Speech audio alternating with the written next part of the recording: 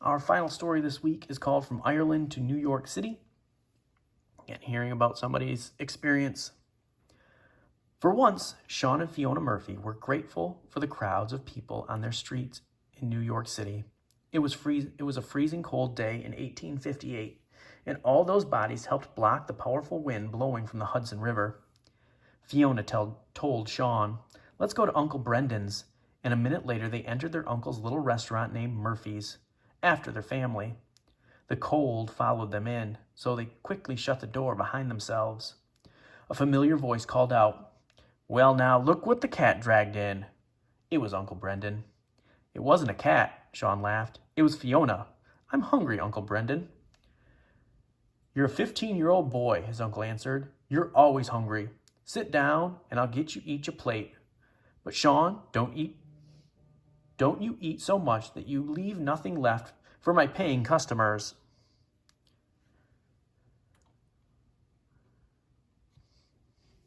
Just then, Aunt Kathleen came out from the kitchen and walked over. Quietly, she asked, "How's your ma?" Fiona grew serious. "Not so good, Auntie. She says she should be used to this cold after living in a drafty one-room shack back in Ireland, but this New York winter is doing something to her. And you know Pa, he never says he's worried, but when he was at home last month, I could see it in his eyes. I've been wishing he could be home more." Kathleen replied, "He's lucky to have a job. Working to lay railroad tracks out west may take him away often, but his pay is putting food in your mouth and paying for whatever heat we can get in your home." Fiona's family, including her aunt and uncle, had been sharing a tiny apartment ever since they immigrated from Ireland to settle in the United States. Uncle Brendan's restaurant, Murphy's, was doing well now, but he and his brother Peter, Sean and Fiona's father, were still paying back money they owed for buying the restaurant. Any money they earned helped the whole family.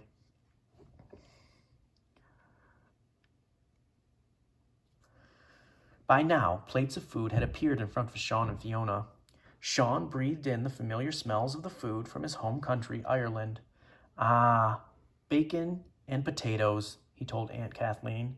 "It reminds me of Ireland every time I smell your cooking."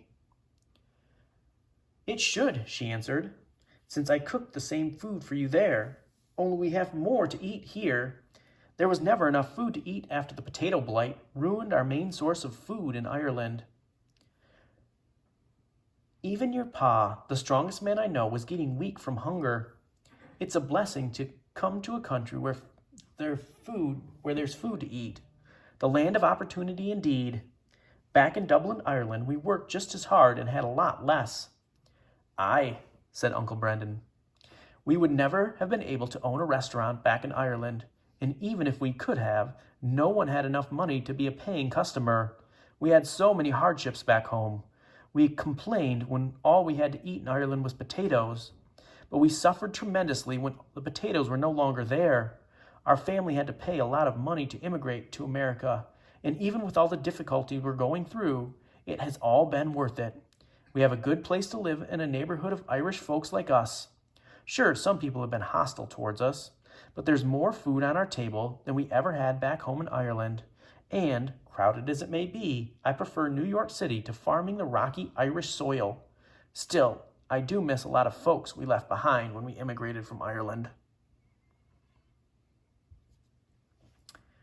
As he was saying this, the door opened and a voice shouted, "Well, I'm glad to hear that, Brendan, for we've no plans to go back." Uncle Brendan's face burst into a huge grin. "Michael Colony," he exclaimed. Turning, he saw his old neighbors from Ireland walking through the door. They were new immigrants to the United States. After a happy reunion, Brendan said, "Sit down, all, and we'll bring you a good warm meal."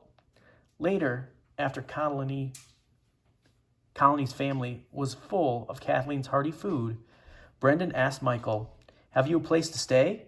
And what are you doing about work?" "We're staying with my brother for now," his old neighbor replied. "As for work," he shrugged. "I'd hire you myself," Brendan said, "but I couldn't afford to pay you. But there's a fellow here from the old country who needs wagon drivers to deliver ice in the summer and coal for the fires in the winter." No man alive knows more about horses than you do, Michael. I'll take you to meet him. It's hard work, but what isn't? At least you'll be near your new home, not like my brother Peter, out west laying railroad track with a pick and a shovel. At this, his niece Fiona said, "But not for long, Uncle. That's what I was starting to tell you. We got a letter. Pa says his boss thinks so highly of his work that he's bringing him back to New York to work in an office." Her brother Sean added, "Pa will be home at the end of the month. He says that it's a lucky thing he can read and write, or he would not have been able to get this new job opportunity. He says it will pay better than building the railroads out west. What's even better is that now he will be closer to home to care for Ma. You should have seen her face when I read her the letter. I think maybe she'll get better now that Pa's going to be around." Uncle Brendan nodded. "Aye, Sean. When your pa's around, your mother perks up like a flower that just got watered. And see how important it is that you and Fiona learn to read and write so well at an early age. One day, you'll have better job opportunities than any of us." Sean smiled. "Fiona and I are very lucky now to live here in the land of opportunity, but we will never forget where we came from and what sacrifices our family made to get us here." "Well," said Uncle Brendan, "it seems we all have a great deal to be grateful for here in America. Kathleen and I are lucky enough to own this restaurant. The Colonies are newcomers here. My brother will be with us soon and working in a better job. And I believe your ma will get better, children.